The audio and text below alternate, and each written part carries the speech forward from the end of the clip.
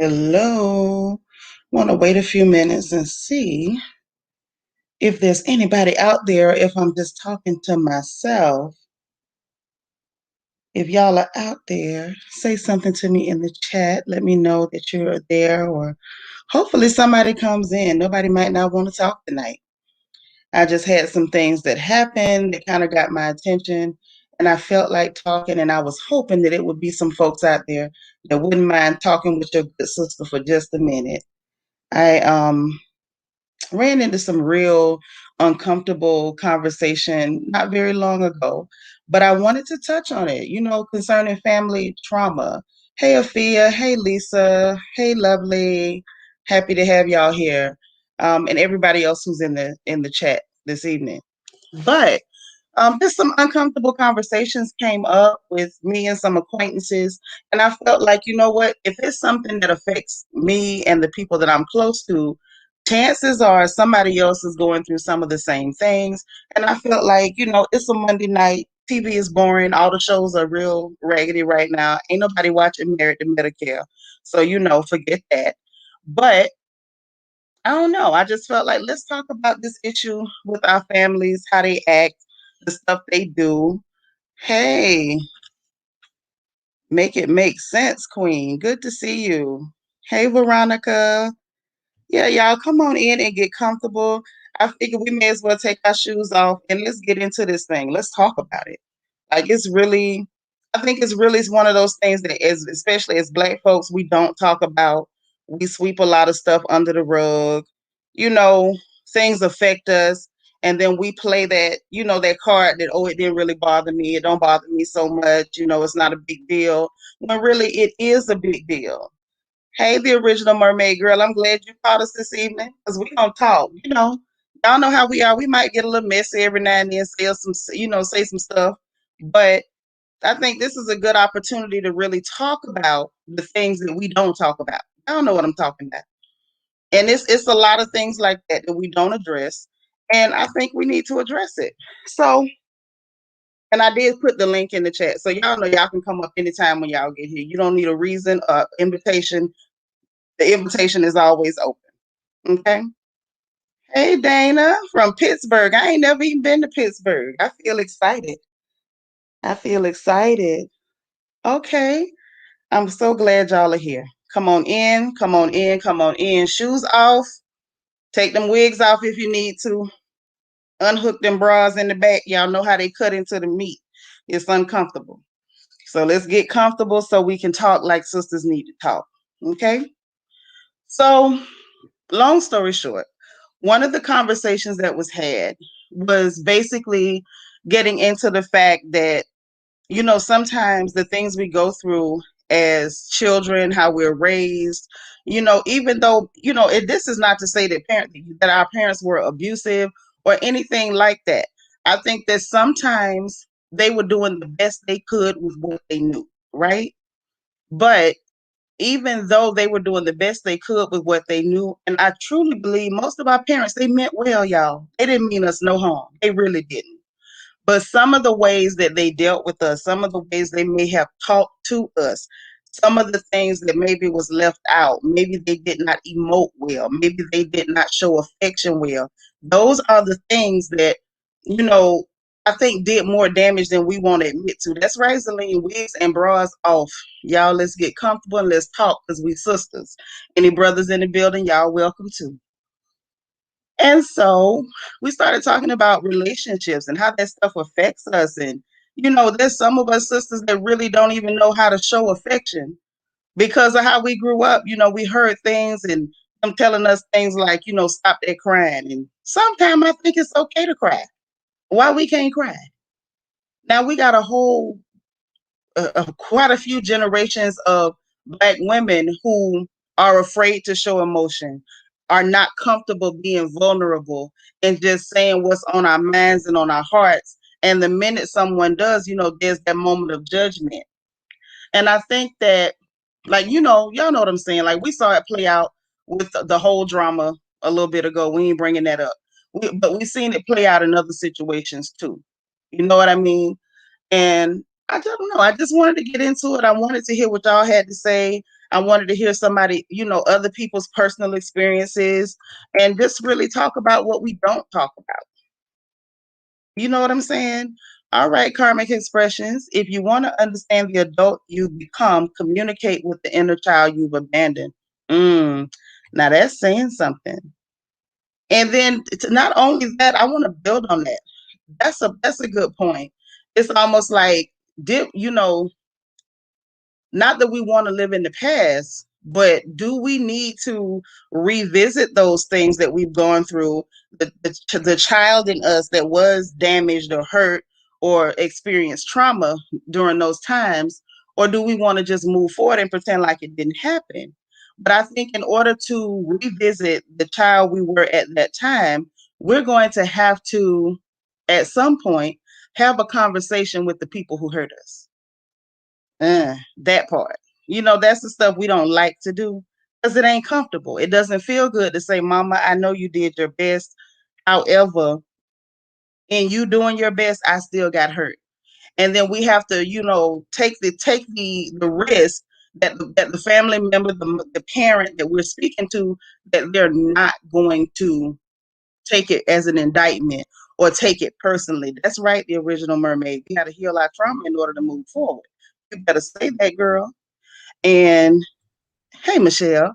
And then, Hey, Sarah. How are all you? right. Yes, y'all listen to Prince now. Like, share, and subscribe. I forgot to do the housekeeping because I was just so ready to dig into this topic with y'all. And Deborah Summerall said, I just heard about a small child drowning in the family pool. Lord have mercy. The child Oh, was 1 out of 7. It brought tears to my eyes. I just hope we can all stay together and heal without blame. Blaming is so common. That's true. That's true. And I'm very sorry to hear that. And we definitely want to send our prayers and, you know, praying for the comfort of that family. Very yes, sorry to hear absolutely. that. But yeah, we do need to heal, and we have to be able to have those conversations with those family members that may have caused the damage. And that Absolutely. ain't easy because now they don't take it personal, like you're indicting them or you're blaming them. And sometimes it's not a matter of blame, it's just, hey, I need to be able to say what happened. I need to be able to say that this hurt me. Absolutely. We need closure in life to, in Yes, order to move on. yes. And I think, and part of that closure is our ability to forgive. And it's Yeah, hard to forgive something that was hurtful while pretending it didn't happen. I but can't some, forgive you if I say it didn't happen. You know what I mean? right. And also too, I think you can forgive, but it's hard to move on if you had not, if you don't get the chance to talk it out with that person to say, you hurt me, because closure is important. So Mm-hmm. in your heart, you can say, you know what, I forgive you, but Yeah, but you don't get a chance to talk to that person. So you don't get to heal. And every time you think you're okay and you see that person, whomever they are, it's like triggers you back to that incident or that occurrence of what happened. that's true. That's very, very true. But, and then we also have to, hold on, let me go back to Dana's comment. Dana said, and I don't want to skip past this, Okay. I had to leave a lot at the grave with my father, forgave him so I can forgive me. Now, the reason I wanted to go Mm-hmm. back and pay close attention to that comment is because, unfortunately, in a lot of situations, the person involved may be gone. And when Yeah. that person is gone, you still need to address it. It's not so much about the person's reaction to what you said, but I think it gives you power and a sense of resolution that you were able to say it. You Yeah. gotta be able to say it. Yes, and Zeline, oh girl, Zeline, why are you not up here telling us about this? She said, I had to hear how I made some mistakes with my daughters, and I had to stop and listen to their pain in order to heal myself and do better. Girl, you better say a word. That beautiful baby that y'all see up here with me, that oldest one that I told y'all, she gave me the blues. She was a mess. Let me tell you. there were times that I fell short. And when she had to come back crying and angry and everything else, I sat there and I listened to it. One, because that's my baby. And two, because I have to accept the fact that I ain't perfect. I made all kind of mistakes with the best intentions, but I made mistakes. And as parents, we have to be able to say, I'm sorry. We have to be able to apologize, and we can't be too big to apologize to our children. So, Tanitra, what happens when the parents will never apologize because they don't think they're wrong? You know, I've had a bad history with my mother, Mm-hmm. and I think it traumatized me most of my life. And when I decided to go back to school, I decided to go into social work. And one of the things that I was told by my professors that if you have any type of trauma or anything that has occurred in your life, you won't be able to help children unless you get counseling or talk to a counselor to work through those issues. And it was so true. And so I've been wanting my mom to say sorry for everything she's done. But now at 50 years old, I'm thinking, you know what? I have to be the bigger person. And I called her the other day. I said to her, Mom, this is an olive branch. I may not condone the way that you dealt with me as a child, but I am beginning to understand more and more that you did what you could at that time and you did the best that you knew how. And that gave me closure. Even Mm-hmm. though I said I forgave her, I guess that someone just wrote that forgiveness equals closure equals forgiveness. It's probably true because I'm feeling a lot more jovial about it. I feel at peace ever since we spoke. Yes. And girl, Karmic Expressions is coming with some realness tonight.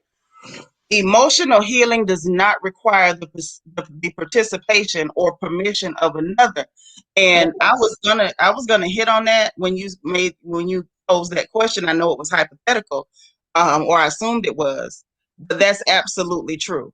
That that emotional healing, it's not hinged upon whether Mhm. that person says I'm sorry.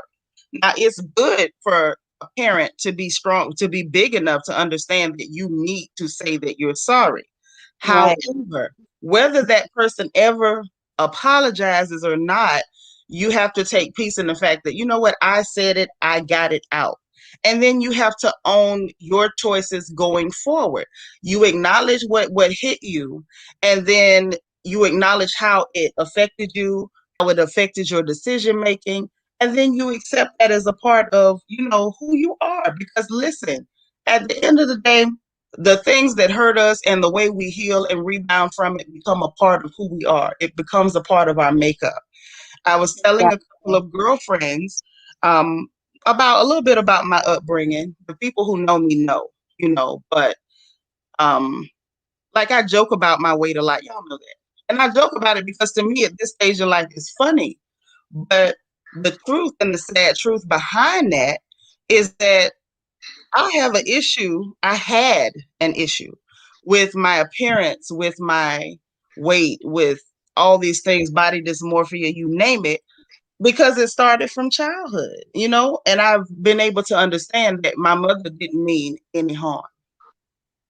It caused harm, but she Yes. didn't mean any harm, you know?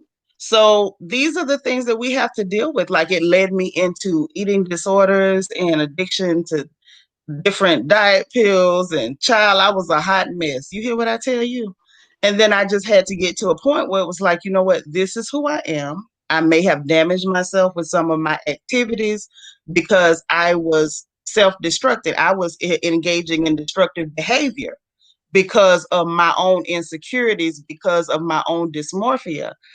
And it may have been caused by childhood trauma, but I had to acknowledge it in order to move on from it and be able to laugh about it and let it be what it is. Because the reality is that you cannot control what people do to you, not parents, not family, not anybody. And y'all know sometimes family can be your worst enemy. I hate to say it because it It's sounds so true. cliche, but it's true. It's true. And like I've learned that you can't allow people to determine who you are. No. So in order to even to be a better parent, because I have children, and that's one of the things I said to myself, I'm never going to be like my mother. I'm never going to be like my mother, but then that changed to I'm going to be the best mother I can possibly be. It wasn't about my mother anymore. It was about my own relationship that I wanted to have with my children, Mm-hmm. right? That's right. And I'll be honest, Sinitra, it's a working process, because we're not perfect, right? Right. But I know that I am a person. If I know that I did something or said something to my children, I'm quick, I'm very quick to apologize to them. Like I don't let it Mhm. fester. I'll say, you know what? I apologize. I was wrong. I shouldn't have said that, or I shouldn't have done that. And that's something that I know that I didn't get myself.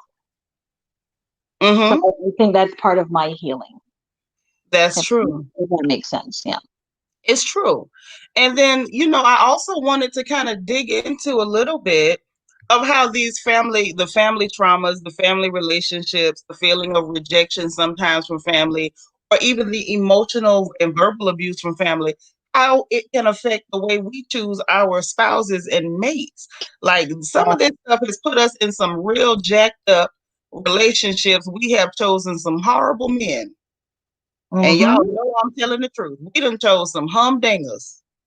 Honey, some of us got children from them. Some of us ladies married these no good, trifling jokers, and everything else. And it happened because it was something in us that we had not healed from.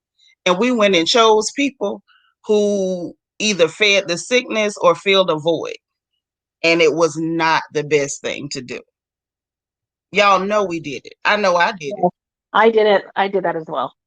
Hmm. Yeah. That's right. We're all guilty of it, some of us. And it's not like you say, oh, I'm going to go out and find someone just like you. It's just that that's the behavior you're used to. So you're Right. like, okay, he must love me, you know? So Right. you And tell yourself, yeah. it's funny. I spoke with a young man once, and he was explaining, well, kind of asking questions like trying to get my opinion and some other ladies around our age opinion about this relationship that he was in and how, the young lady was so violent. She was attacking him. And y'all know there are some domestic abusers that are women too. Y'all know it. And Yes. she was beating this young man, attacking him, throwing him out, and this and that. And he said, I don't know why I can't leave her alone. And I stopped for a minute and I asked him, I said, so did you grow up in a house where your mom and daddy was fighting and cussing and cutting up and throwing stuff and tearing up stuff? And he said, yeah. I said, so you can't leave her alone because she's your normal. Wow. Yep. That's what has become normal to you. And it's a whole lot of us that hits. That hits a whole lot of us. We are in situations, not just relationships, but a lot of times relationships, interpersonal relationships with friends, because dysfunction has become our normal. Normal. And I think this is why it's important to break away what we call generational curses, right? Hmm. And that's what I'm working on every day. It's a process for me, like I said, because I don't want this to fester into my children's lives and my children's lives, So, um, again, I'm not perfect and I'm trying to just be a better person in spite of how I was brought up. Right. And that's what we have to do. That's exactly what we have to do. Hey, Olufun, welcome, welcome. Um, the reality is, I think a lot of times it's hard for us to acknowledge those hurts and deal with them because it's like to revisit those issues, it brings back and it evokes a lot of those same old feelings. Mm-hmm. Absolutely. It's true now. That's what causes the problem is that it evokes a lot of those old feelings. It brings back those things, those monsters in the closet that we would rather leave hidden. And then we turn around. Now, let me tie it in for y'all. We turn around and we watch our favorite personalities on reality TV do the exact same thing, and we judge them so quick without remembering we got a few monsters in our closet too. Exactly. Now y'all know. Let's go ahead and bring our girl up, Kenya Moore. Let's drag her to the floor. Oh Lord, do we have to talk about Kenya? Yeah, we're gonna talk about it. We're gonna talk about her. We ain't gonna talk about her pores tonight. We ain't gonna talk about that man that don't want to. We ain't gonna really get into that part. However, Yeah, when we looking at that lady, there's some damage there now. Somebody hurt her. yeah. Her mom, I believe, hurt her a lot. Right. But when is it that? How old is Kenya now? 15. Yeah, she's got to be at least 50. There comes a time, I do believe, that you have to be accountable for your actions. And she does some really nasty things. So I don't even know if it's because of the show. That's her job on the show, but she doesn't come across to me as a nice person. And I get that. But okay, but now let's dig into it, right? Uh-huh. Yeah, she's definitely not a nice person. Hi, dear. Hi, Prince. Hi, how y'all doing? I'm all right. Good. Wonderful. Yes. But what I want to say is, of course, she's not a nice person. Now, I'm not going to sit here and say she is. Y'all know I am not a Kenya Moore fan. I am not one of these twirlers, honey. Yes, I However, know. however, horrible or not, she's still our sister. So let's tell the truth. You know, That's right. sometimes bad people, while we have to admit and acknowledge that they're doing bad things or they have a nasty character, we cannot overlook responsibly what caused it. You know what I That's mean? that's Sometimes true. as a community and in families, we make our own monsters. And then we turn around and vilify them for from what we created. We made this. That's We're true. Talk responsible about. for this. You know, Mm-hmm. honestly, at one point, I became a bit of a monster. I'm just being honest. I'm not one of these people. I don't believe in creating a persona and coming out Right. here and putting it out for everybody. There was a point where I was a monster, and the people who made me a monster were very happy to vilify me and point the finger. Oh, she's mean. Oh, her mouth is terrible. This and that. The reality is, sometimes in families, especially, hi there, hi sis, in family dynamics, especially, we create our own monsters. And then we point and jump up and down and say, look, it's a monster. We made that monster. That's right. So Yeah. we need to really own it. In the case of Miss Kenya Moore, if we really got to pull her out, her village failed her. Yes, they did. That's Well, true. they absolutely did. You know what I'm saying? So it's like it's fun to gossip and talk about these folks. Again, y'all know I love to gossip. I ain't gonna never stop doing it. But after we finish with the gossip and the tee, let's tell the truth on folks. Let's not be mean. Let's really be honest. In a lot of these cases, the monsters that we're looking at that we just can't, stomach sometimes, we created these monsters. Everybody who was around that person had a hand in it. But I have a question. Hmm. Even if her village failed her, at what point in life do you take responsibility and try to be a better person? Aha. Boom, That's the boom. point I'm talking about. Yeah. We have to move And past that, you do. as adults. Hmm. You do. At some point, you as you yourself have to get sick. You have to get sick and tired of yourself. That's right. Now that's when change happens. Change doesn't happen when people are poking at you, making fun of it. It doesn't happen when people are ridiculing you or criticizing you. Change happens when you get tired of yourself. That's When right. you get sick of your own mess, I promise you're gonna do something about it. That's right. Mhm. Now that's when it's gonna happen. So we can look at this lady and yes, we laugh at her foolishness and sometimes Right. she might get on our nerves. But the truth and fact is, Kenya ain't gonna get no better till Kenya get tired of Kenya. There you go. Mhm. Okay, and can't nobody get tired of her for her. She got to do it for herself. She has to be tired of being tired, and I don't think she's tired yet. Exactly. She's not tired yet. Y'all, Jen Marie coming with it. She said, in my family, I was made the scapegoat slash black sheep for a while. I was very angry until I moved away, set boundaries, and bettered myself. Girl, you better say a word. A lot of us Wow. had to go with, honey, why y'all think I'm out here in Texas and I'm from Florida? You better talk about it. That's true. You Sometimes Mhm. can you love got your to get family, away but from folks. What you Hmm. say, sister? I say you can love your family, but from a distance. Sometimes That's right. far away. That's Hmm. right. You got to get away from folks. You have to get away from them in order to heal, in order to get better. And it does not mean you don't love them in most cases. It just means that sometimes the toxicity is so high, I need to love y'all from a distance because I'm finna die over here. And it's okay to do that. I know that's right. You better run. Mm-hmm. Absolutely. Mm-hmm. Sometimes you have to run to save your life. Come here, Joseph. My God. You got to run sometimes just to save your life. And there's My God. nothing wrong with that. It doesn't make you a coward. Sometimes it just makes you smart. That's true. Because y'all know sometimes family will go to the extreme. Sometimes family is more dangerous than the Negroes in the street. There you go. And I Because say kudos to those who recognize when their family means them harm and move away. Because it takes a lot of strength to be able to do that, because you're thinking, this is my family. I love them. They love me. They're all I know. But if they just keep beating you down in the ground, you have to be able to say, you know what? Stop. This is enough.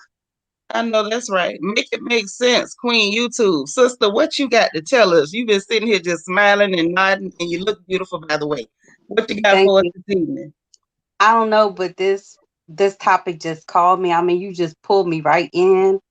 And Miss, I can't really read names. I have to look over at my TV because the writing is so small on my phone.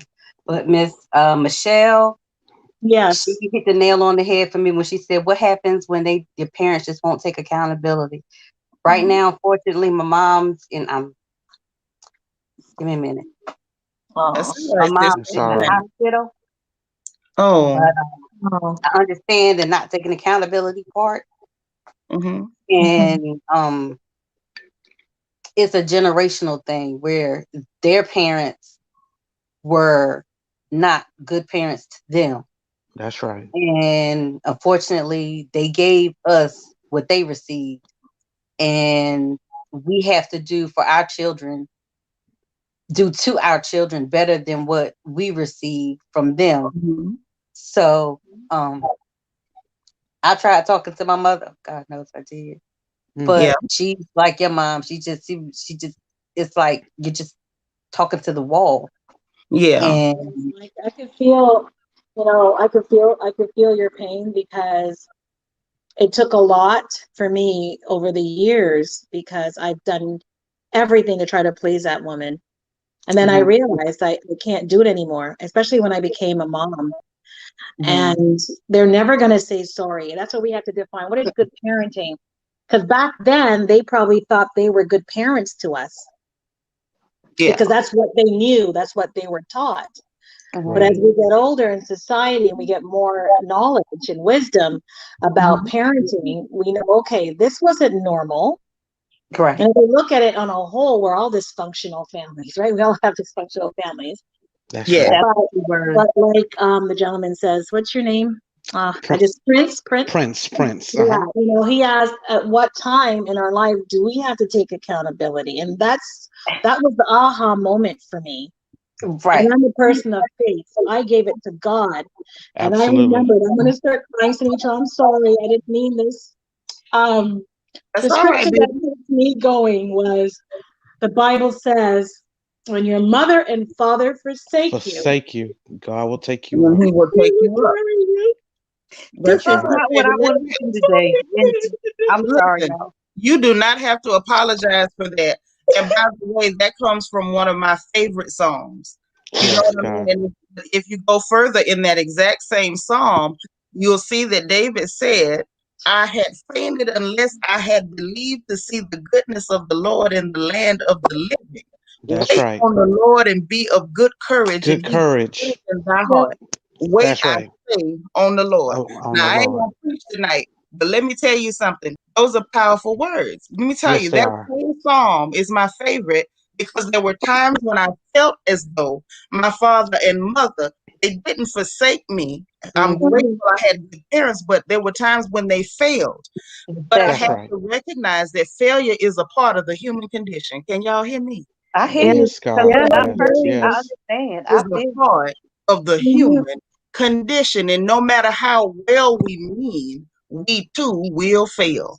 That's Yes. right. There yes, were times where we failed our children. There were times when we Yes. failed our friends. There were times, y'all, that we failed ourselves. That's right. Absolutely. But Hello, good night. Deidre, the That's difference right. is that you acknowledged it with your daughter. You sat down, you listened, and you Mhm. acknowledged I was wrong, baby.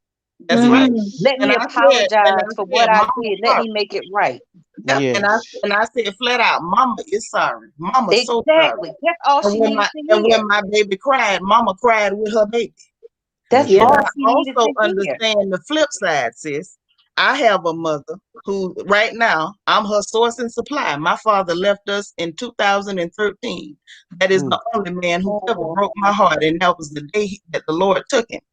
But I said that to say this. To this date, she has never been able to apologize for any of the things that she did that were hurtful.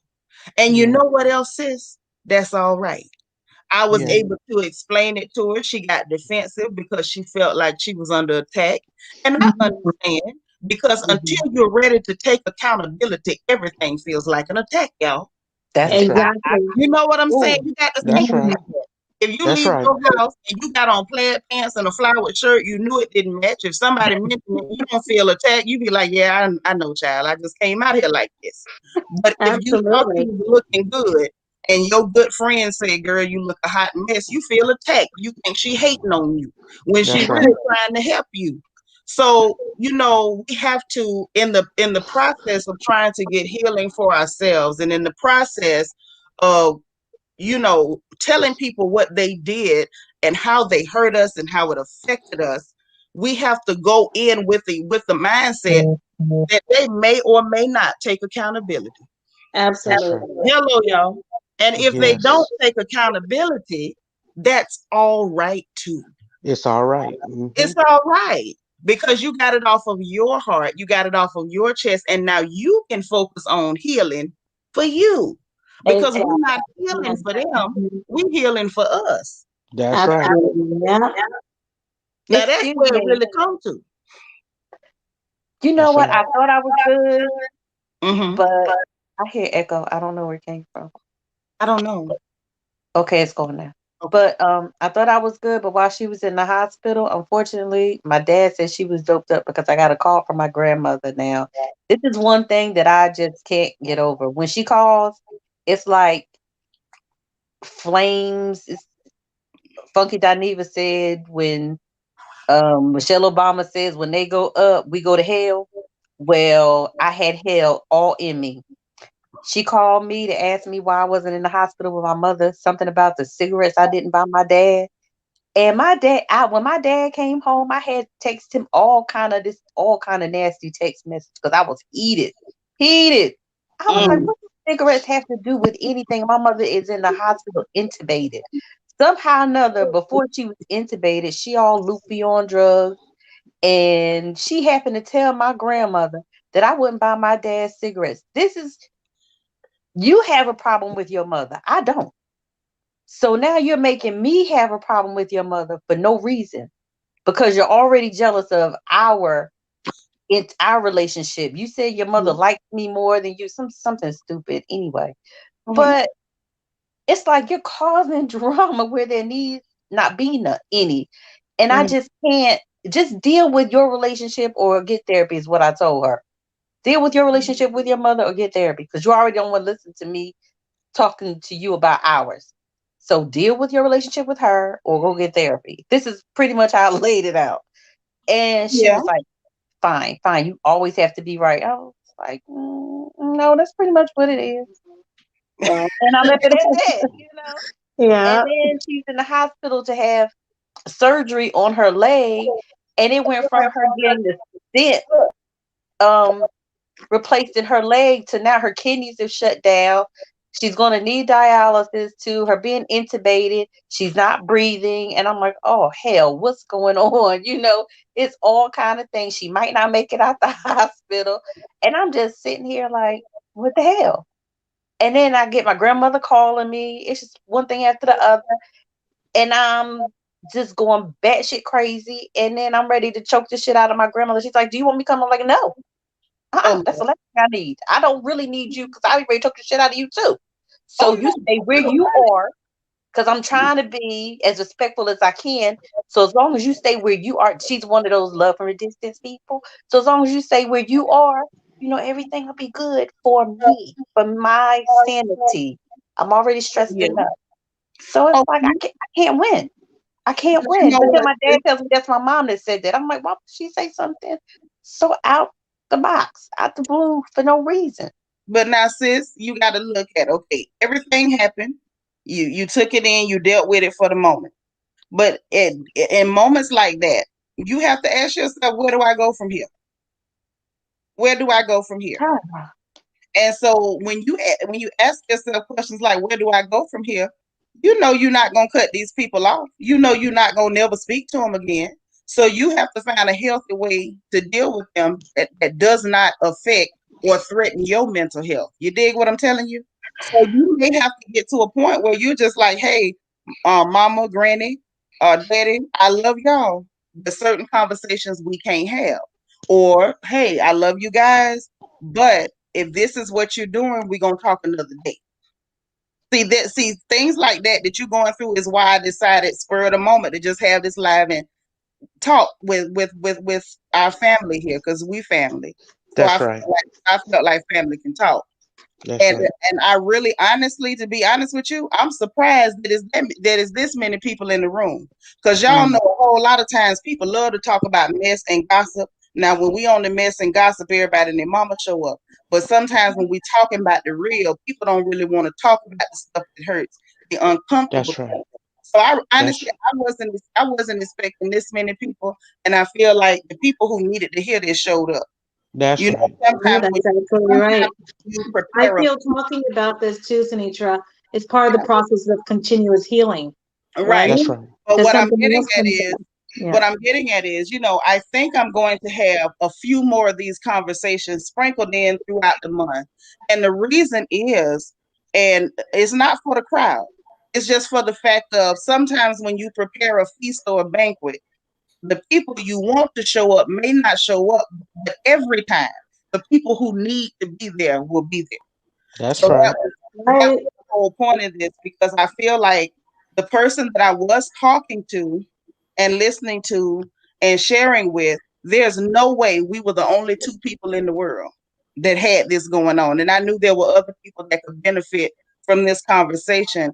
And I said all that to say this. I'm grateful for everyone that is here this evening to have this conversation with us and just talk as family because these are the things we need to get out so that we can get better, so we can feel better, so we can focus on bettering ourselves without all the baggage and the scabs and the scar tissue. Y'all know what I'm saying. That's Yeah, right. absolutely. Hey, Afia, welcome. Hey, Sinitra, hi, panel, how everybody's doing? I Um, feel. I just wanted to piggyback off of something that I heard. Um, Sometimes when the parent is sickly, because I think they feel so they're they used to being strong or whatever, and they get evil. They get evil. I had to deal with Sometimes, that. I had to deal with that with my mother. Not so much. Like she was struck. She had cancer, and it was times where she would get a little evil, and I'm like, listen, I'm gonna put you in the hospital if you keep it up. But she know I was playing with her because I told her I took care of her until she actually died. But my father was very, very, very evil where I had to distance myself so I would not hate him. mm, And I mean, he was evil. He got evil to the point where he was telling us like his kids, I don't even know if you my kids, like stuff like that. And we knew it was the sickness. It was the right, sickness, and I had to really like back away, but I didn't want to do that because I knew his day was coming where he right, was going to die, and I didn't want to have that guilt. absolutely. And see, Yeah. you have to think about that stuff too. Like you don't want that guilt is no joke. Like both my parents died. My mother died in 2016. My father died in 2017. Mm. And it was like when she died, I had no guilt. My brothers did because they weren't around. I took care of my mother till the end because I didn't want to feel guilty. My father, we had our ups and downs towards the end of his life, but before he died, we made amends. And that right there, in any guilt I would have felt was gone. Yeah. Wow. And I totally understand that. I think that's something else that we need to hit on at some point, to sit down and talk about taking care of our elderly parents and, how that affects us. Sometimes how stressful it is. And the Very. fact that sometimes these jokers go back to a second childhood, honey, and it's like you got a whole teenager you dealing with, and it is not a joke. It is not a game. It's not even a teenager. Real childish, real petty, real silly. And I think what helped me in the situation I'm in is I remember how terrible of a child I was. And then I piped down a little bit. Y'all, I was awful. I ain't gonna lie.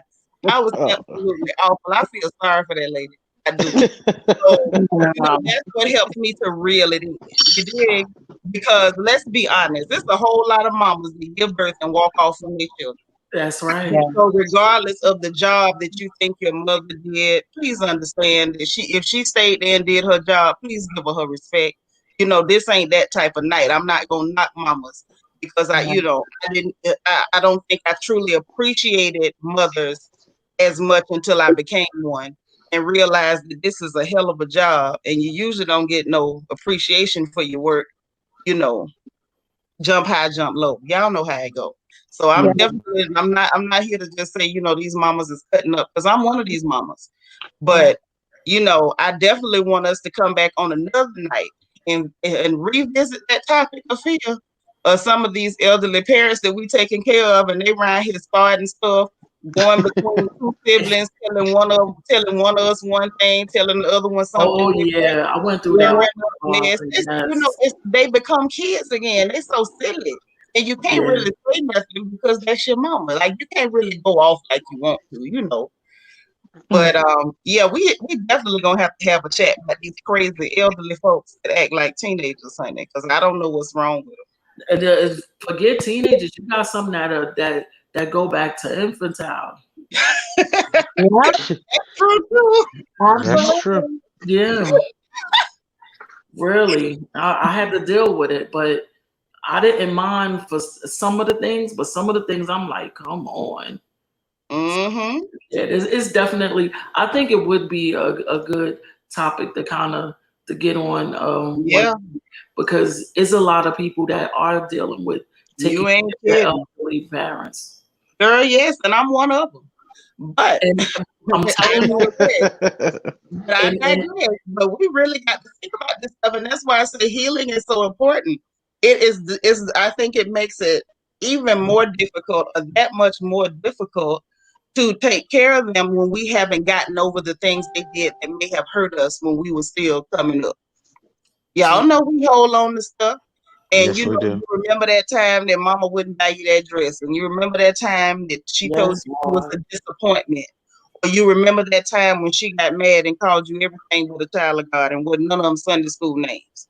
You remember all this stuff. Somebody's echoing for me. Who's that? Okay, but yes, we remember. I thought I needed diapers on speed dial. Okay, but I knew not to call nobody but Jesus. I wasn't crazy now. But the reality is that we remember all this stuff. It affects us. We put up all these walls and defenses. And sometimes it wasn't mama. Sometimes it was those aunties. Them terrible things. Sometimes you had 3 aunties, and sometimes you had some aunties that was just mean as hell for no reason. That's and y'all true. know I ain't lying. Yeah. And sometimes you had some aunties that was just mean as hell for no reason. Miss Sharon, you echoing. Is it me? When you first, yeah. Oh, Sharon. Miss Sharon? Michelle or Michelle? When you first, Sharon. Oh, okay. Because I was like, okay. Okay, I just muted Miss Sharon. All right. I wanted to say something to make it make sense, Queen.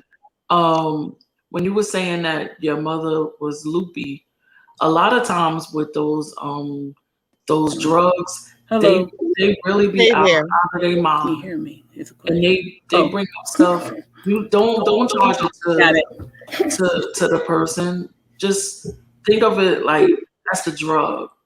Cause my mother had to take morphine. She had to take a lot of drugs, and she was like talking a lot out of her mind. And I was like, you know what? I weaned her off some of that stuff because I knew it was no good for her. But you got to look at it like that and Yeah. just chalk it up. Don't take it personally because it will bother you. But Yeah. when they taking those they be heavily sedating them and stuff, they be out Mhm. of their mind. They really be. Hold on, Sister Sophia, hold on. I'm sorry. Deborah, we ain't talking about Looney Tune Adventures over here, but you're welcome to stay, sis. We happy to have you. We really are, but we ain't on that tonight. We ain't on that tonight. But God bless you here. Go ahead, Sophia. No, that was all I wanted to say though. Oh, I was okay. trying. I'm trying, but You and I understand. I had already gone off, prior to finding out that it was her that said it because I thought it was my dad that said it. So I went off on him, and then he told me she had said it while she was, all doped up, and I was like, really? And then it just broke my heart. I was like, that's the only thing she could think about to say about me. And right. then, Just think so like that you said, that it's didn't even make been weighing sense on though, me. right? Yeah, and I was like, why? I mean, really? She just want to But be what I all wanted negative? to, but what I wanted to hit on when you were talking about that, because it is so very important, is that when you said, I thought I was okay, but I Mhm. wasn't. See, Right. that those are the things that I want us to get into this evening. Like that's the purpose of this chat. Is that stuff that we think we're over. Hmm. We think we moved on. And a lot of times we think we are over it simply because we swept it under the rug. We didn't really deal with it. We put up our walls, we put up our defenses. We found maladaptive coping mechanisms. We didn't find good ways to cope. We found bad ways to cope. For me, it was fried chicken, and I was coping real good with fried chicken and pork chops. And that was not the best way to cope with that. And some people cope with alcohol and illicit drugs. Mhm. And they cope with sexual addictions. They cope with all sorts of defensive and self-destructive behaviors, but it don't mean you over it. And every Right. now and then something happened, like what happened with you, sis, and it triggers you. And then Yeah. you catch yourself and you like, why did that make me so mad? Why did I get so pissed off? And it's that stuff that we never dealt with. It was just still there. And Mm. then when you start to really dig into it and really get into it and really go back and have those sit down conversations, and it's like, you know what? I know you're probably gonna get mad with me for saying this, but I need to be able to say it to you so I can be all right. Hmm. And this is, when this happened, when that happened, when this was said to me, when I was ignored, when I needed your attention, and maybe you didn't know I needed your attention, but when I needed your attention and I didn't get it, it hurt me, it bothered me, and it affected me. And we need to get that stuff out, even if they get defensive, even if they don't want to apologize or even acknowledge the validity of what you're saying. You got to get it out just so you can feel better, girl. Yes. Mhm. And then when you finish, be done with it. Make a conscious effort to be done with it. Once you get it out, hug their neck, tell them you love them, let them know that this does not affect the way that I love you. I just needed to get it out for me so I can love you properly and so I can love myself properly. I Sometimes would have been we just fine have had to you do not it. been talking about this, okay? Just so you know. Huh? I would have been fine had you not been talking about this, just so you know. No, Well, what This is somebody that's all would have your fault. triggered it. I'm just saying, Somebody this is would have all your triggered fault. I it. want to pose a That's right. question. This Anitra triggered this.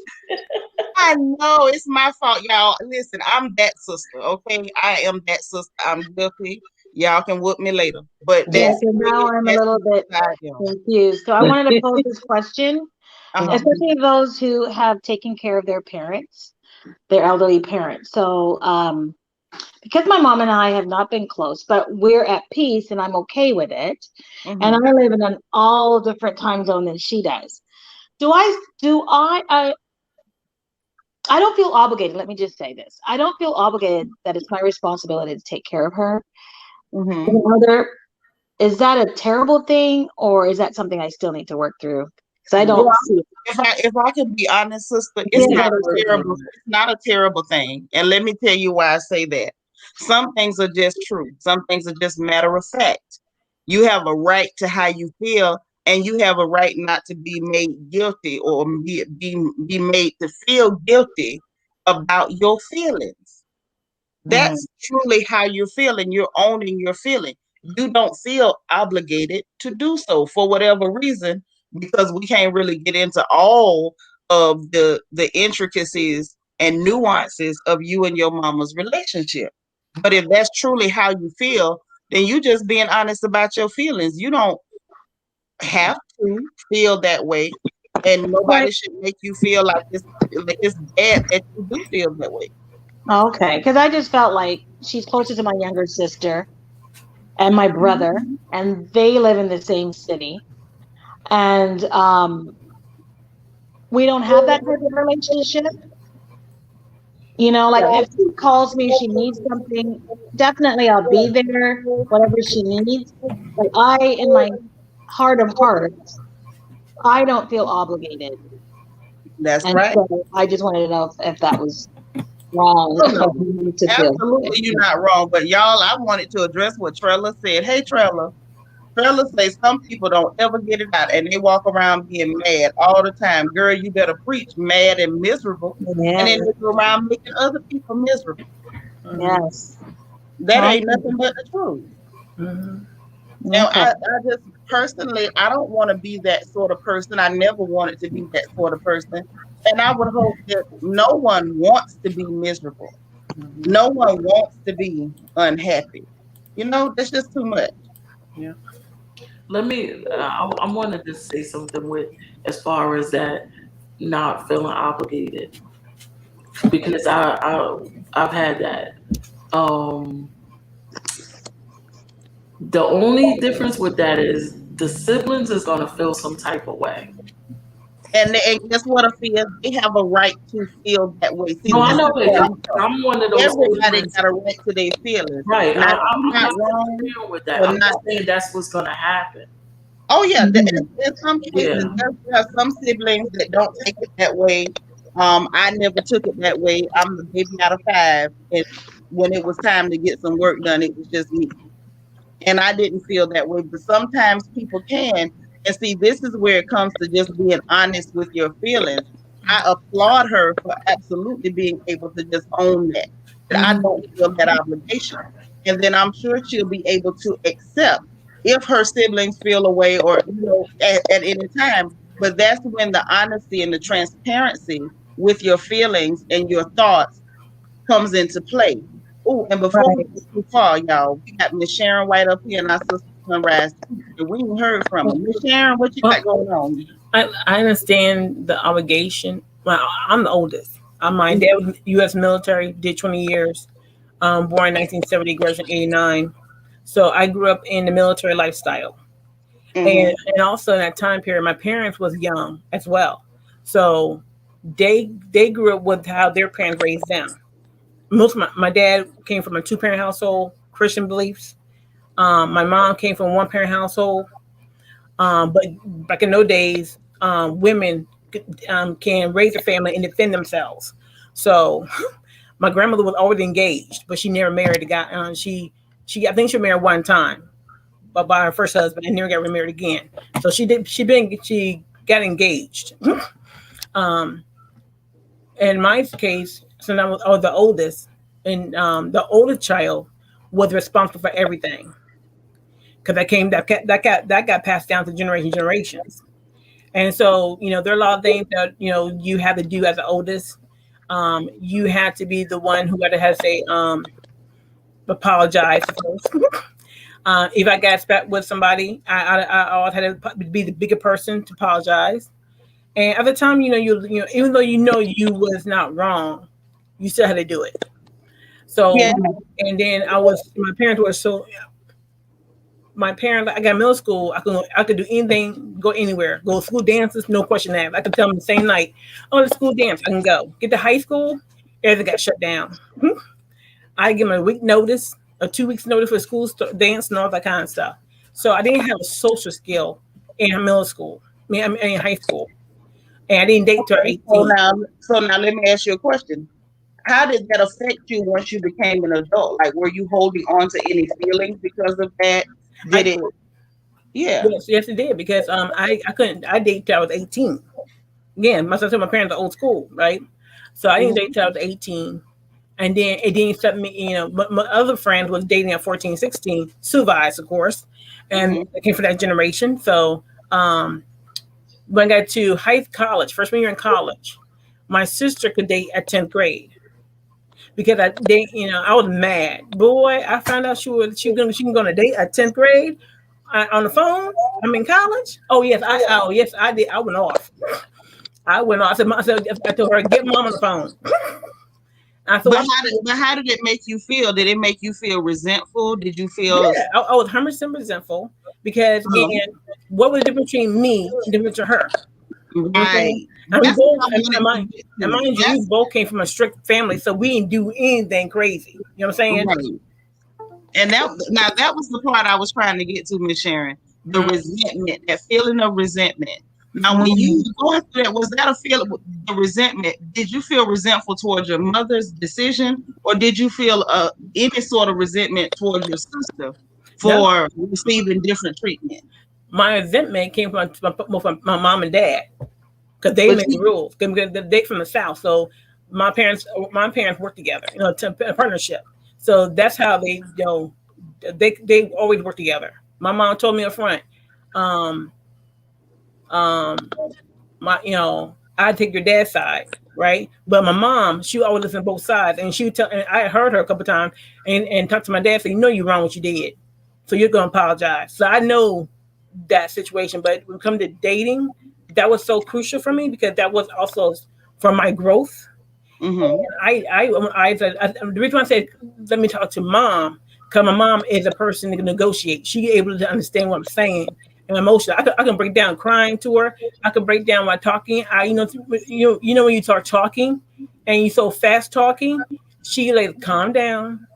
Let you cry it out. Like come on, tell me what happened. And she was able to do that.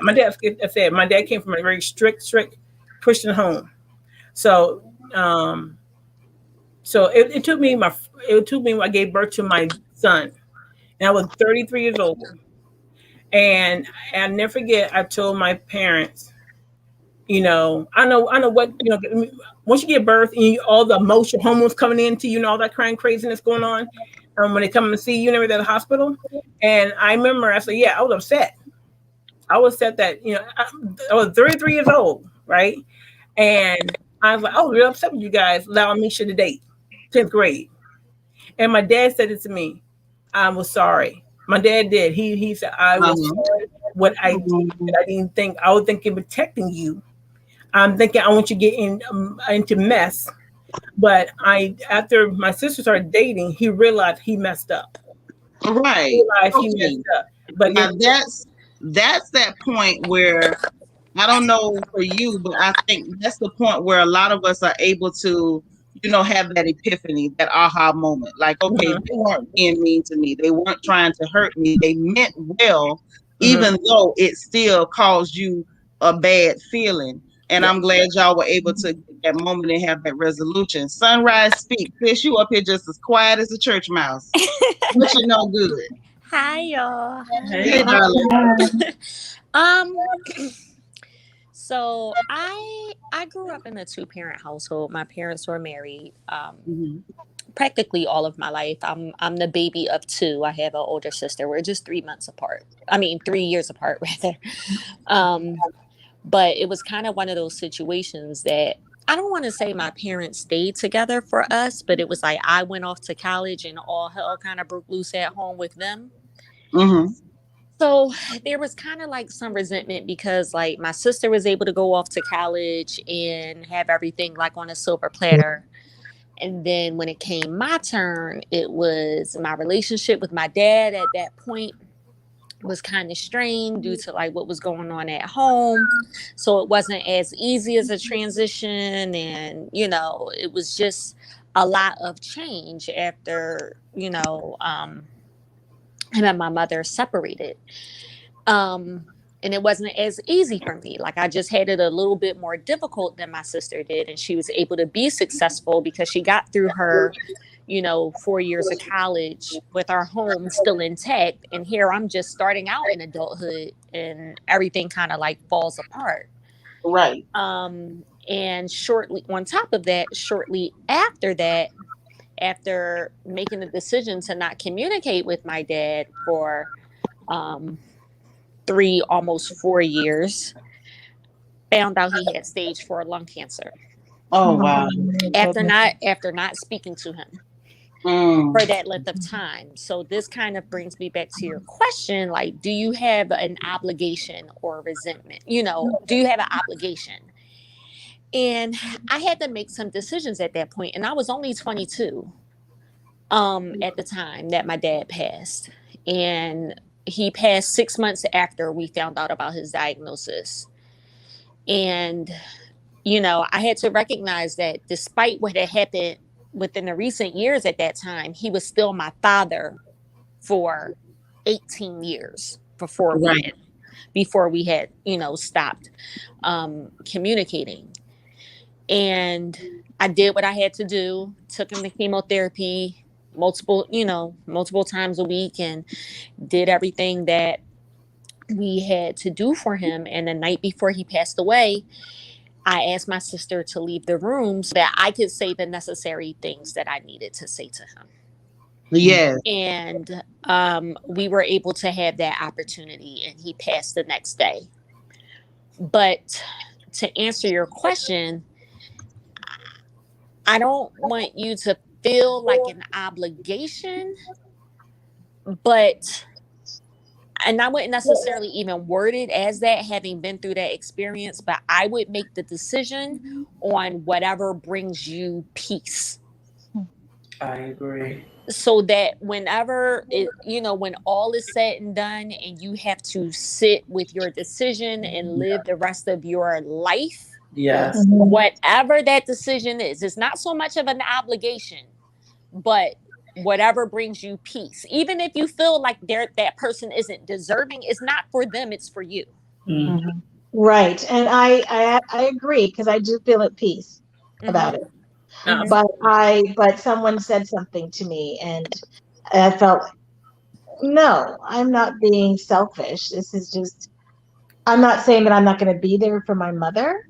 Like if she telephones me and says, Michelle, I need you to do this or whatever, I will do whatever I can. But what I'm saying, to be her caregiver, I don't feel obligated. That's what I'm saying.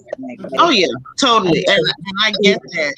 I totally get that. And like I said, I can't say it enough. I'm just grateful that everybody is here to kind of have that moment to kind of get it out. Because I think that, we don't get to vent. And I know sometimes we need to have people to talk to, somebody who understands. And more times than not, there are people who understand what you're going through better than you think.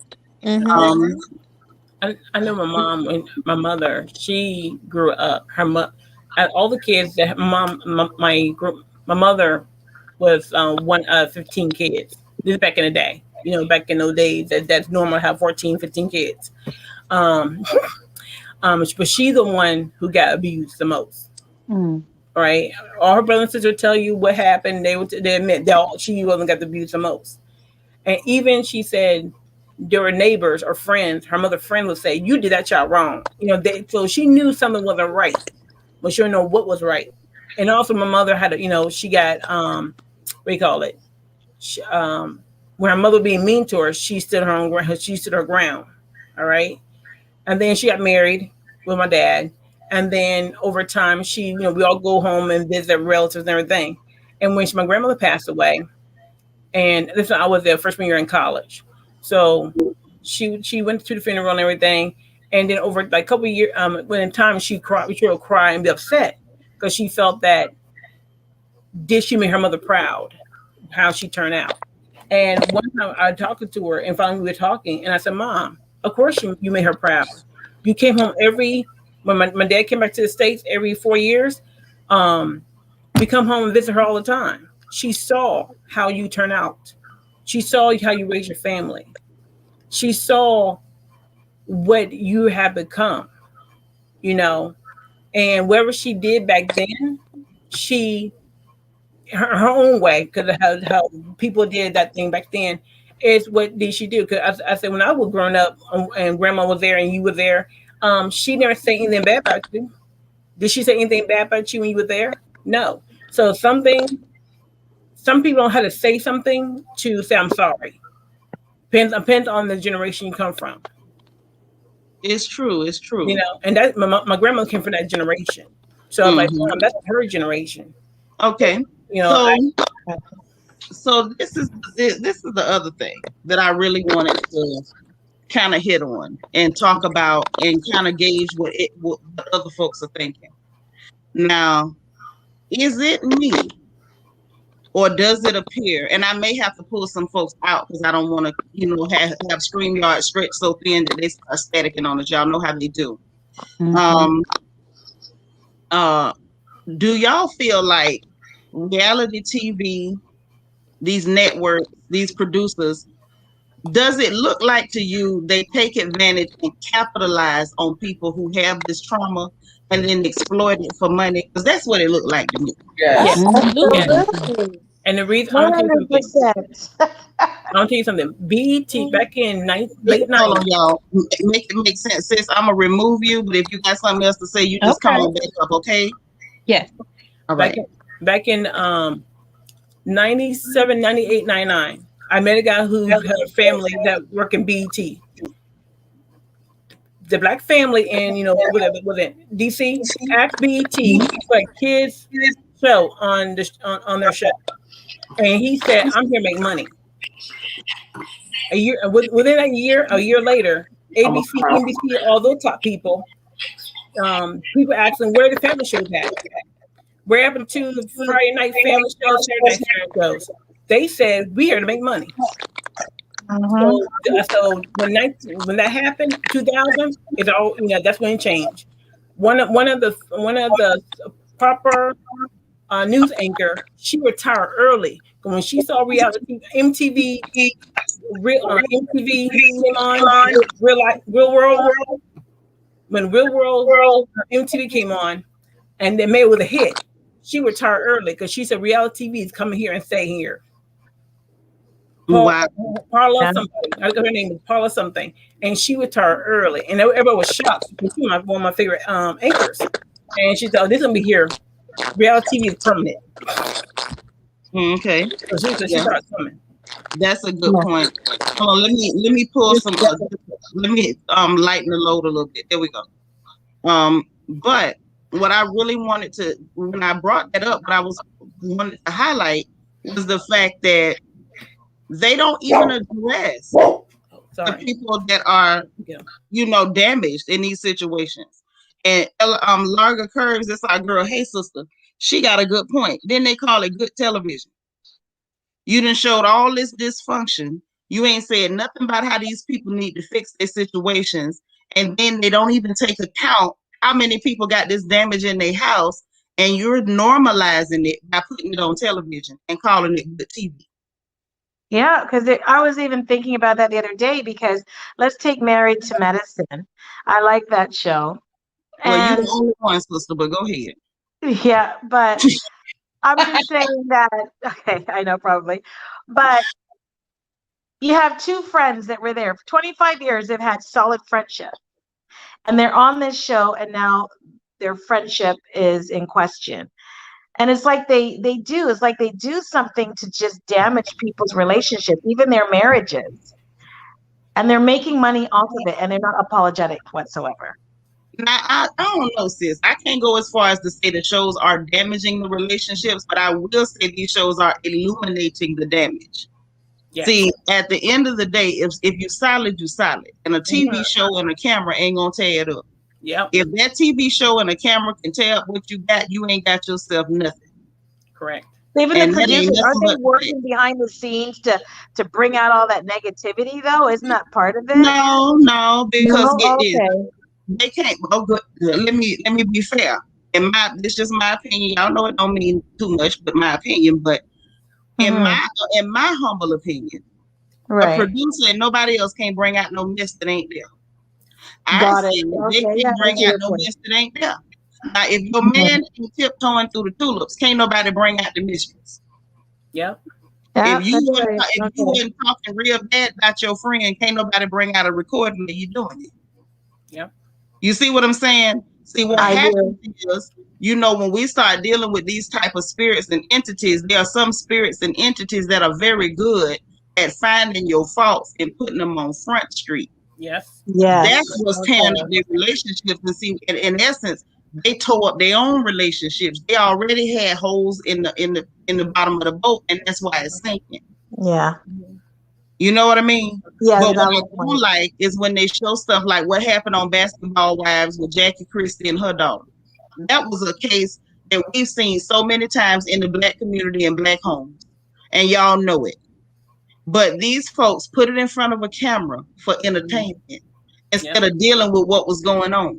I don't believe Jackie meant her child any harm, but Jackie was damaged like a whole lot of other mothers are damaged, and then they transfer that damage onto their daughters.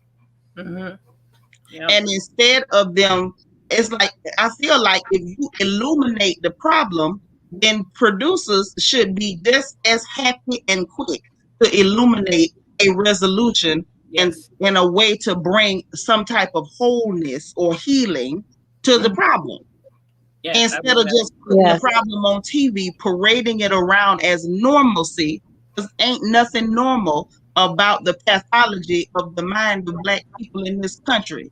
Mhm. It's not normal, and we do not need to normalize It's pathology. absolutely 100%. You know what I mean? We got to call a thing Mhm. a thing. Just like we got people that want to have this lightweight colorism talk. Let me tell y'all, Oh, preach. listen, folks, colorism is not a lightweight topic. We're gonna need a whole night to dig into that thing. And we're gonna do it, but when we dig into it, we're gonna really talk about it. Mhm. And it's not going to be a matter of who's prettier, whether your hair's light or kind of straight or curly, because it goes a whole lot deeper than that. And we have to get to the root of the problem before we can really deal with it. You can't sit up and complain about symptoms and you're not doing anything about the actual virus or the sickness. You get where I'm coming from? Yes. And Mm. so that's the kind of thing that's happening. This is what we're doing to ourselves. Mm-hmm. This is what we're doing to ourselves. Like you mentioned Merit to Medicare, and even though I don't like them, let's talk about it, right? Mhm. Now I assume you're talking about Jackie, with her messy tail, and Simone. Yes. Yes. Mhm. Yes. All right, Yes. that's fair, That's exact too. but that's fair. But what you're Mhm. looking at with a situation like that is a friendship that was only real for one of them. Let me say it again. You looking at a friendship that was only real for one of the two ladies Yes. involved. So Yes. you're saying it's only been one-sided all this time? The entire time. And it happened. Mhm. Y'all know it. Y'all have been in these I've situations been where in a situation like that. when you thought your best homegirl was your best homegirl, Mhm. but you were just hers. She wasn't Yep. yours. Yes. Mhm. Been Yes, Y'all there. that's know I'm true. telling the No. truth. Been there. Yeah, been there. But Absolutely. yes, girl, married to Medicare. But instead of them owning that and really dealing with the issue, Mm-hmm. they didn't. It turned into, the friendship broke up because of Heavenly in her mouth. The lies you tell. Devilishly did not break up that relationship, nor did that television show. That relationship was already fractured. Simone was just the only one who didn't know it. Mm-hmm. Yeah. Yeah. We have some people who are pleased to be our friends and pleased to have them in our presence Mm-hmm. only because it makes them look good and it's a boost to their ego. Yes. Yeah. That's why. That's why they have you around, because you're their good friend who thinks so much of them. You're their friend who encourages them and lifts them up. But stop for a second and wait and see if they lift you. Mm-hmm. Oh. And if they not lifting you, it's not because you're too fat. It's just because they can't bother. Mm-hmm. Hello, good night. No, Yeah. I'm listening. Like I'm just You know thinking what I'm about saying? it. Yeah, absolutely. You're right. It's like that sometimes. Everybody we love don't love us the same, Mm-hmm. unfortunately. And Paul, you done slid up in here and ain't told us nothing good. What you know good? I was listening. Oh, Well, okay. when the fact with Jackie and Simone, I do feel that it was something else. It was an underlying issue that just Yep. was not being talked about Mm-hmm. Addressed. Yeah. because Heavenly is she's kind of cool with other people that other people are cool with, so it can't just be Heavenly's crazy antics that is causing you. I mean, definitely she does put some. She is a factor, Mm-hmm. but I don't feel that Jackie was dissing Simone because of of Dr. Heavenly. Honestly, Right. I don't either. I think it's a matter of she was waiting for a vehicle, as it were. I think Heavenly became more or less a vehicle for Jackie to finally vent her frustration at Simone, for her to be able to vent her true feelings toward Simone. Because sometimes people can call you friend and they can Mhm. smile at you, but they might have all kind of issues and frustration about your persona. Maybe that you don't think like them and you don't move the way they move through life. hmm. And they will hold that stuff in until a vehicle presents itself And and people they grow find and somebody to change. agree with them. You know, What you people say? grow. I was saying that people grow and change a lot of That's times. Right. true. Sometimes for Yeah. the good and sometimes for the not so good. And Mm-hmm. Jackie is the type that only want to hurt. Seem to be with the elitists, Yep. and Simone is Yeah. too regular. Yes, she Mm-hmm. has a fancy car and whatnot, and her kids they pay for the education, but on the outside look of it, they look very humble. You know, Mm-hmm. that house is not all shiny, and That's you know, true. it's Yeah. it's nothing like the other Mm-hmm. housewives on that show. Yep. They have a very modest, and plus Cecil, they don't really look at Cecil as being a man, and that man's man, where he's taking care of his wife and he's making all this money. So that could play a part too. Like, girl, you ain't on our level no more. You don't have a look. You got Heavenly with a big, beautiful home. I mean, she and her husband is doing it. I agree, Paul. I think that is a large factor in that situation. Mm-hmm. Because I think everybody can tell the truth. That Jack is most assuredly an elitist, most assuredly. Mm-hmm. And Yeah. I think that Heavenly was the perfect vehicle for her because Heavenly, while she would love to be an elitist, we know she's clearly not, but she No. she would love to be, and she definitely has that mean girl spirit where she doesn't mind just digging in and picking and poking fun, and that's easy. That's easily something that someone who likes to turn their nose up at other folks would enjoy. Mm-hmm. I can see a definite mismatch in character between Jackie and Simone. And sometimes we like to say opposites attract, but sometimes opposites aggravate. It may attract in the beginning, but eventually it's going to aggravate you when you can't go to your down to earth girlfriend and drag people through the mud. Mm-hmm. And I know Mhm. what that's like because I've always been the down to earth girlfriend. And when you run into those friends that are kind of elitist, they can get frustrated with you. Yeah. Yeah. I hope. Mm-hmm. Look, hey, if Toya and them never put out that they had financial issues, everybody on that platform would look at Toya totally different. She would Mm-hmm. definitely be more accepting because they'd be like, okay, she may be gaudy and spend a whole bunch of her husband's money, but she's still cool. They still got it. They ain't got no issues, that type of thing. But the fact that it's been the topic for so many seasons, Mm-hmm. they look down on Mm-hmm. her. Yeah. That's Yeah. true. So Mhm. Jackie ain't gonna hang with her. Yeah. That's Anybody? the only one that kind of matches. That's true. And then when you think about again that family trauma, look at Devilishly. And she talks about how she was hurt and the things that she went through being picked on and how she grew up poor. Like, that's what I'm saying. Like, there's a lot of things that we're watching play out on these reality TV shows and calling it good TV. Devilishly is running around here and just on the loose, off the chain. And the reason this woman is displaying some of this behavior is because she's got some trauma her dang self that she just ain't dealt with. She's talked about it, but I don't think she's really reached a resolution to where she can have a healthy mind about how she moves through life, and then how she deals with and treats other people. Yes. You see, this is what I'm getting at. They parade the dysfunction. And anytime anybody lose money, they back away from that person. But you know, any reality TV. But Sharon, that's another pathology altogether. We're gonna do that another night. But what I'm saying is, okay, not only do they parade the dysfunction as normalcy, call it good TV, y'all, we imbibe this dysfunction. We consume the dysfunction. Yeah. And then we talk about it, but then we don't talk about it.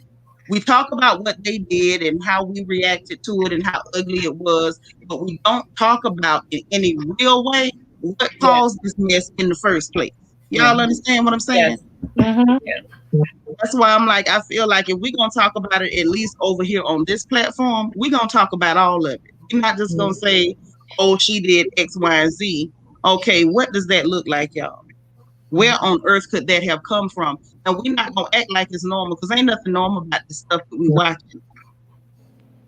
We watching a whole freak show. Really. Really and truly. And you got people dying and doing anything and everything trying to get on these shows so they can illuminate your dysfunction on a world stage for everybody's entertainment. And making people who grew up in it think it's normal behavior after get adults. Right. Now you're not getting help. Even though they did tell you, oh, I need help.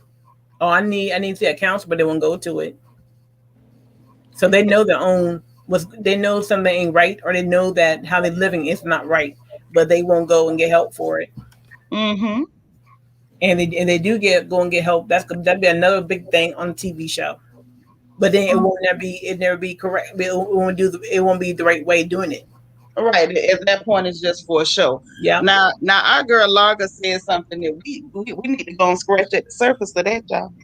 She says she loved Devilishly, that she played her position and has said as much that the part of being messy is hers, and at this point, Jackie is the super professional part.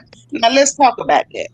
First of all, Devilishly might have said that, but let's call a thing a thing. Being messy ain't her part. She has made it into a caricature. Yes. This is somebody who has embraced her own dysfunction and has just accepted it and said, I'm going to wallow in it. I'm not going to get better.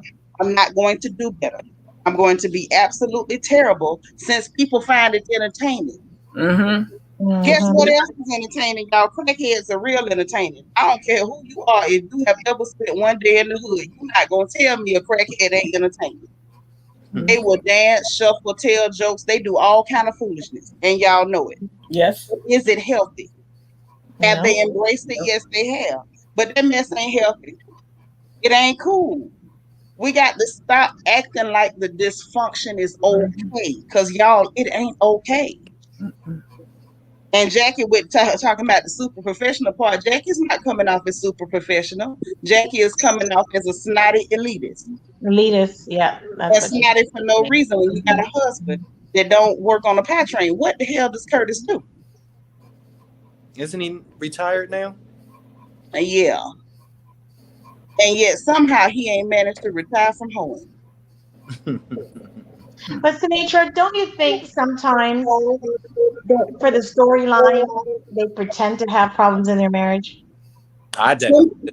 I think so. I think that a lot of people do pretend to have problems in their marriage. However, some people that saw Curtis at the hotel with that woman wasn't pretending. No, that was real. Yeah. I was just thinking of the other one. Oh And yeah, a lot of sometimes them I do. feel that there are issues that the couples have worked on already, and they just bringing it back up. Yeah. Yeah, and that's okay too. My thing is, if it's okay to bring it back up, if you're gonna flesh it all the way out, if that makes sense. If you're gonna bring it Yeah, back but up, that's dangerous. go through the whole healing process. Show people the steps that you took, so that it's actually something healthy, and you're not just contributing to the poison Yeah. that's being put out here and called good TV. Yeah, that's Right. true. Mhm. Now that's what I'm saying. I ain't mad at you if you want to bring it back up because it's entertaining. It is entertaining. And a lot of things like this are entertaining because some of the people watching have been through the same thing that you're going through. So yes, it's entertaining to watch to watch somebody else play out a scenario that you've gone through, but then show it all the way through to the end. Right. Yeah. Especially if it's a happy resolve. Something Thank that's Yeah. going you. to grow the viewers, not to keep them stuck and to be on a hamster wheel of, Of sickness. yes. Mhm. That's the part I got a problem with because y'all listen. Okay, let's slide on over to the Real Heifers of Atlanta, right? Mhm. RHOA. Yeah. This mess that's going on, this freak show with Portia and Simon Trump. This mess right here, Not Simon Trump. where he grabbed, listen, y'all, now he grabbed people by the coochie, just like Trump. So he's Simon Trump. He's one of the Oh, Trumps. But here's the thing with that. I think this thing is striking and touching and moving and unnerving so many women. You know why? Because a lot of women have trauma and they have watched their husbands, soon to be ex-husbands, separated husbands, run off with a woman that they know. That's why it's so. That's why it's shaking up everybody so much. It's Yes. because people have trauma related to this that they can identify with. Mm-hmm. That is what makes this stuff so captivating, is Mm-hmm. that people can identify with the foolishness and the sickness and sometimes the pure pathology that they're looking at. Mm-hmm. That's why I say if they're going to show it, they need to play it all the way out. And they need to quit calling trauma storylines. Mm-hmm. Unless you are truly writing a script and writing a storyline. Like that mess they did with Bolo, that was a storyline because there wasn't no truth to that. I Yeah. don't believe yeah. that was pure fantasy and foolishness. Mm-hmm. On the other hand, when you start getting into like they had Simone trying to go and take care of her daddy after he, had his addiction problems and whatever. Now that to me, that ain't no storyline. That's some you bringing out actual realness from somebody's life, something they really went through, actual things that people can identify with. But see it all the way through. Show people a resolution. Like, is it that hard to ask? Like, is it that difficult? That's what I want to know. But again, all about ratings. You know, That's what I say. It's about the money. boring. So, There people got let go because they were boring, and they didn't want to deal with that. Like Kim Fields, she went there she did one little thing, and because she didn't want to do all that unnecessary BS crap. You know. Well, she wasn't ready to trot out her trauma for Yeah. everybody's consumption. right. And And I I can enjoyed her. respect that. Because she wanted to live in the fantasy, though, because she's an actor by trade. So I think she wanted to just act certain things out and not really bring out her full storyline and what's going on with her real life. I But you didn't know find her to what? be a match. Yeah. But I think that's okay. I think Yeah. it's okay to make that decision and say, you know what? I don't know if I want to put all this out for the world. Yeah. Exactly. It's your You decision. know, Mm-hmm. girl, that's exactly why she's doing it. Chanel, she's doing all these extra poses because she heard us telling her that we didn't believe her after that church hug. Her booty 10 miles away from that man. That's why she let him turn to Simon Trump No in get that little the video. no forget the poses and pictures. That's one of the things that could keep you in. Then you believe in one thing. I remember one Love and Hip Hop. Okay, who the two people was. You know, I believe the storyline. I believe their story, and then find out that wasn't even true. So But they keep the that's pictures the up. whole point. They tell a lot of lies, and Mm-hmm. they actually perpetuate the sickness. They perpetuate Mm-hmm. they perpetuate a lot of stories that are very sick, even though there are some real life circumstances like that. I just feel like Yes. it's damaging for you Mm-hmm. to present those type of scenarios and not show a resolution. You know what I Yes. mean? If you're choreographing this whole dance and none of it is impromptu, how hard would it be for them to choreograph into that number a resolution? Yes. Larga Curve says the Dysfunction resolution is a different show, though. Yeah, I understand about it being a different show, but my point is that it don't have to be a different show. If you got the nerve to show the dysfunction, you also have the nerve to show the resolution. Mm-hmm. And I feel like Black folks for sure should demand that Mm-hmm. and stop just ingesting that mess at face value.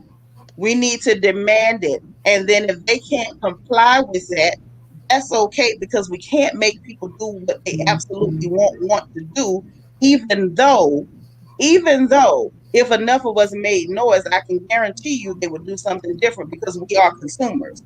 But in the event that they don't, when we sit down and we have conversations about these shows and the scenarios that we're looking at, then we, as intelligent, right-minded people, should sit down and talk about the whole thing, the whole matter, as it were, instead of just talking about, oh, they did this and the salaciousness of it. You dig what I'm saying? Does that make any sense to y'all? Oh yeah. Yes. See, that's where I'm coming from. We just got to do better. That's right, sis, because that's the point where I'm getting to. I'm getting to the point where I feel like, I'm just about over watching it all together, because I feel like you're perpetuating sickness, and I feel like it's being done because people take things in with their eyes, and then they reenact this stuff, and the dysfunction becomes normal, and not getting any type of solution or healing from it. And And we definitely got to stop it. Yes. I feel that in the early days, we had so many decent reality TV shows We Yeah. did. that only got a chance Oh. to do one season. Mm-hmm. I can't even name any of the titles of any of those shows, but even like a Kimora Lee, when she came out, Yes. her reality TV show was good. Mm-hmm. There was another one with the Moose sisters. They lived in the South. It was three of them, and one of them had a transsexual best friend. That was a good Uh-huh. show. They all had drama, but it Yes. wasn't to the point where it would make white people look at us to fit the stereotypes that they already have in their own heads. Exactly. It's not too much depiction of us doing well and happy families, and Yep. it's always got to be she's sleeping with your man, and Yeah. Yes. And that's just the why I was very ridiculous. disappointed with our RHOA, Mm-hmm. because they just changed it. It's just, I can't stand to watch it now. I just don't even think I'll watch it next season. And that would be exactly why I didn't even bother to say housewives. That's why I said the real heifers of Atlanta. Because now they just want them to act like a bunch of heifers.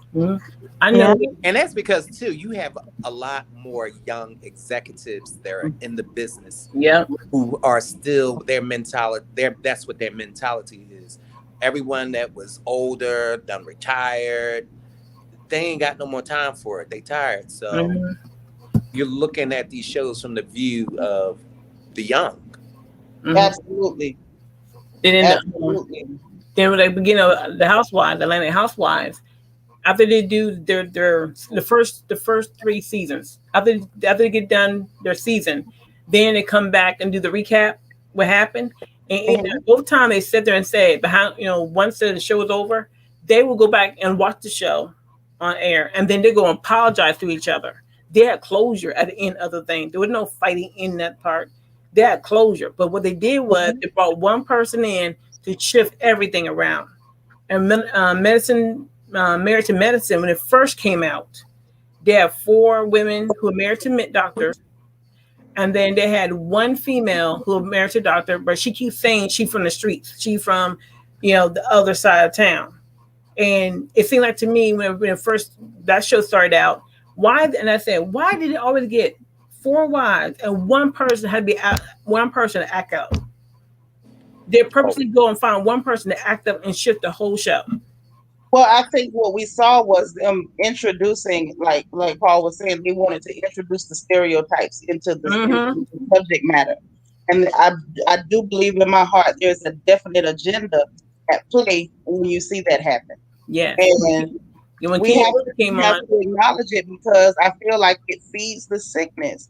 And it feeds the sickness in a way that we do not get help. We do not move forward. Mhm. And right now we got a lot of full grown folks walking around carrying trauma from when they were still children.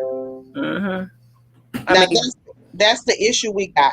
And we're seeing so much, we're seeing so many damaged people, as celebrities now, and their behavior is championed and their behavior is normalized. So that when we have these dysfunctional attitudes in ourselves or in our close circles of friends, then we're normalizing. We're pretending this is okay. When we got some folks that need some apologies, we got some folks that need to give some apologies, and we got some folks that just plain old need a hug Mhm.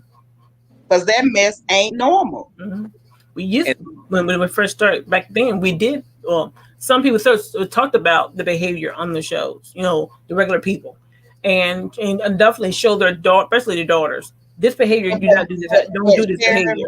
But more and more and more, the talk about it became less and less and Yes, and less, less. and now it has become normalized. And Paul, Mhm. because What were you about to say? ratings definitely must have scored when anything crazy was going on. Just Yes, think back when Jerry Springer, when that very first authentic fight took place, yes. everybody went crazy. Everybody Hmm. was like, I gotta watch this show. Then you had a whole bunch of fake fights coming there after season after season after season, the very fake storylines. It was the same thing with like reality TV and even the housewives. It only took one wig pull. And then it was like, Mhm. oh, you know what? People Yeah. watch that. They got a kick out of that. Then the next Mhm. And thing, before you somebody know got to it, get punched wigs in was their face or a everywhere. drink thrown in their face. It's Yes, the always wigs. feeding it more and more and more. We need more Mhm. salaciousness in order to Yes, get these views. And knowing full well in People are real buying life, into it. and knowing full well in life that would never happen in real life. You are out and about. And number two, and second of all, some of the women admit that they would never do each other if this not was on TV. Yes, you punch me in my face. We is not going to be friends next month. and but again, No, I ain't Throw talking to drinks in you. my face, So girl. Throw drinks in my face. All you that. coming back on the show, and now you're like, come on now, Mm-hmm. mhm, y'all. It's so fake. It's so non-real. it is. It It has lost. is. It has lost it. Exactly. And it's like I said, I'm just grateful for everybody being here, but I wanted to take, a quick hour or so and just sit down and chat with everybody and, let everybody talk about this stuff because there's more people being affected by that family trauma, as I call it, than we would Mhm. ever care to really think about and understand. And the person that you deal with every day at work or whatever, you know, everybody's dealing with this stuff. Even these people that we're watching on television with their bad behavior and their bad personality traits. Like these are the things that these people are dealing with, the same stuff that we're dealing with, the same stuff that we don't need to go get closure about. They need the same cotton picking closure. Mhm. Like that's really what I was getting at with. And I was like, well, I don't know if anybody want to chat today and have a talk about it, but I'm so glad that y'all showed up, and I'm definitely not gonna keep y'all all night. I appreciate everybody for coming in. As y'all came in, I hope you liked the video. I really appreciate everybody who did. If you did not get a chance to like the video, please do so now. If you have not subscribed to the channel, please do so and share this video. Make sure that y'all hit that notification bell and click all so that you will get all the notifications. In all honesty, we're gonna have more chats like this and talk about Yes. things that affect everybody and give everybody an opportunity to sometimes you just need to vent. And I want to be that sister that provides the platform for you to do just that and be yourself. And on that note, y'all, I'm gonna let you go this evening. I love you guys. God loves you, and ain't nothing you Love can you do too, about it. Sneaker. And we will Yeah. talk to you again next time. Thank y'all. Okay. Thank you, All right. guys. Good night Thank now. you. Good Good night. night. Good night, Good night. everyone. Good night.